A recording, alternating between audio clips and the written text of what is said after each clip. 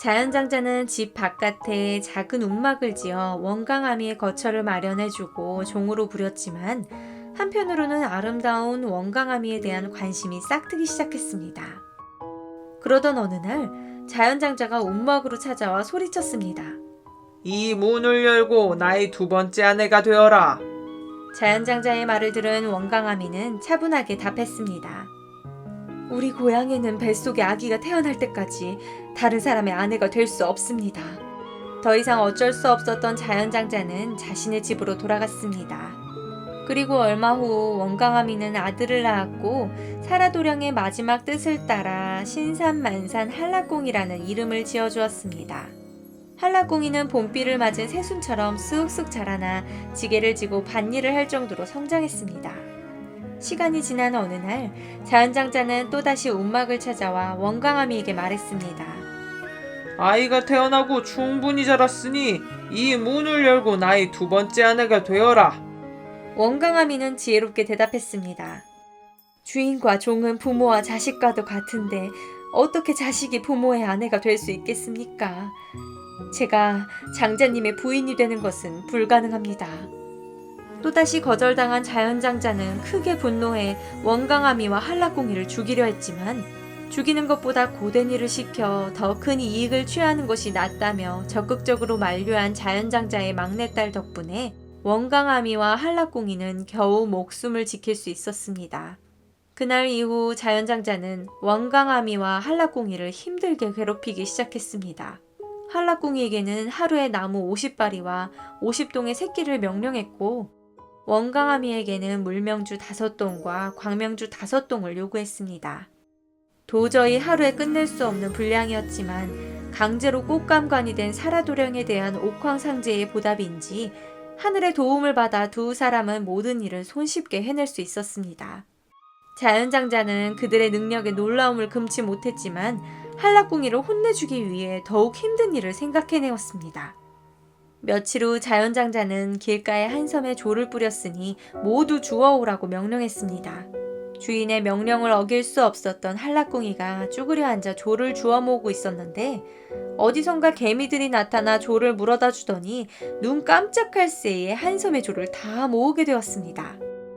한라꽁이가 조를 들고 오자 깜짝 놀란 자연장자가 다른 종들을 시켜 조를 세어보더니 한 섬에서 한 알이 모자라니 빨리 가서 찾아오라고 억지를 부렸습니다. 자연장자의 명령을 받고 밖으로 나가려는데 웬일인지 개미 한 마리가 조 하나를 물고 문 밖에서 한라꽁이를 기다리고 있었습니다. 한라꽁이는 개미가 전해준 조 하나를 받아 자연장자에게 주었고 자연장자는 한라꽁이를 어쩌지 못해 마음속에 불이 활활 타올랐습니다. 끊이지 않는 자연장자의 괴롭힘을 견디지 못했는지 한라꽁이는 어머니인 원강아미를 찾아가 자신의 아버지가 누구이며 지금은 어디에 있는지 알고 싶어 했습니다. 어머니, 제 아버지는 누구이시며 어디에 계십니까? 원강아미는 부드러운 목소리로 대답했습니다. 너의 아버지는 자연장자이시다. 아버지의 모습으로 보기에는 자연장자의 모습이 너무나 악독했습니다. 그래서 더욱 확실한 답을 얻고자 한라꽁이는 더욱 거세게 어머니를 추궁했습니다. 세상에 어떤 아버지가 아들에게 이토록 모질게 대하겠습니까? 제발 진실을 가르쳐 주세요, 어머니. 그러나 다시 한번 그의 아버지가 자연장자라고 말할 뿐이었습니다. 어머니의 답변에 실망한 한라꽁이는 다른 방법으로 진실을 알아내기로 결심했습니다. 좋은 방법을 생각해낸 한라꽁이는 어머니에게 콩 한 대를 볶아달라고 부탁했습니다. 원강아미는 아들의 부탁을 기꺼이 받아들여 마을에서 콩을 얻어와 솥에 넣어 볶아주었습니다. 한라꽁이는 콩을 젓던 주걱을 빼앗아 부숴버리고 자신의 손으로 뜨거운 콩을 볶으며 어머니에게 말했습니다. 아버지도 모르는 자식의 고통이 타들어가는 이 손과 같으니 부디 가르쳐주세요. 제 아버지는 누구이시며 어디에 계십니까? 타들어가는 아들의 손을 본 원강아미는 한라꽁이의 간곡한 부탁을 들어주기로 결심했습니다. 이제 그만 손을 꺼내거라. 아버지에 대해 알려주마. 한라꽁이가 손을 꺼내자 원강아미는 이렇게 말했습니다. 내 아버지의 이름은 사라도령이시다.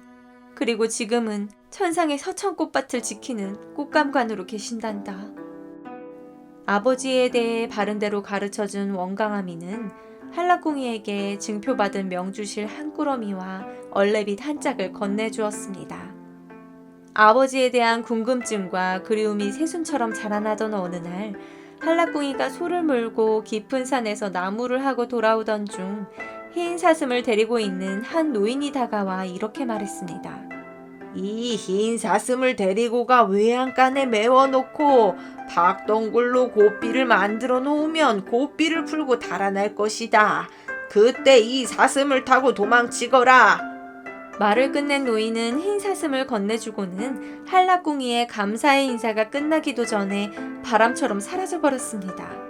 한라꿍이는 집에 돌아와서 노인의 지시대로 흰 사슴을 박덩굴로 고삐를 메어 외양간에 메어놓고 어머니에게 다가가 말했습니다. 저는 아버지를 찾아 가려고 합니다.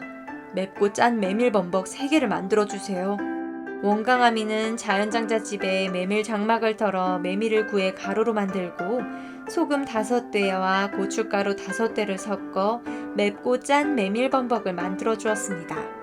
한라꿍이는 메밀범벅 3덩이를 보따리에 싸서 어머니와 아련한 작별 인사를 나누고는 거침없이 작은 움막을 나섰습니다. 마침 그때 한라꿍이는 외양간에 메어둔 흰 사슴이 고삐를 풀고 달아나려는 것을 보게 되었습니다.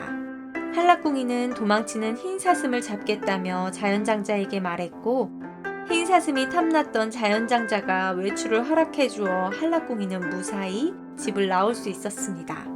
그리운 아버지를 찾는 한라꿍이의 여정은 이렇게 시작되었습니다.